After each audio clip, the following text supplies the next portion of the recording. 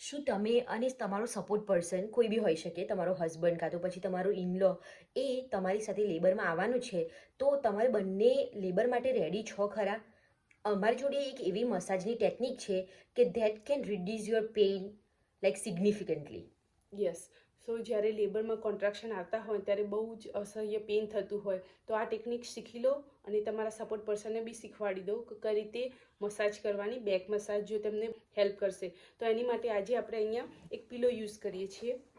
તો for example આ પીલો અહીંયા તમારું સ્પાઇન છે તો મોમનું બેક, ઓકે, અહીંયા સ્પાઇન અને અહીંયા હિપ જોઈન્ટ છે. તો આ સાઈડ જે હિપ જોઈન્ટ હોય આપણો, એમાં અહીંયા જે સપોર્ટ પર્સન હોય એ આ રીતે મુઠ્ઠી વાળે અને પછી અહીંયા જે હિપ જોઈન્ટ હોય ને એની જગ્યાએ પ્રેસ કરી અને જસ્ટ લાઈક આ રીતે આમ ઇનવર્ડ મુવમેન્ટમાં આમ બેક મસાજ કરવાની.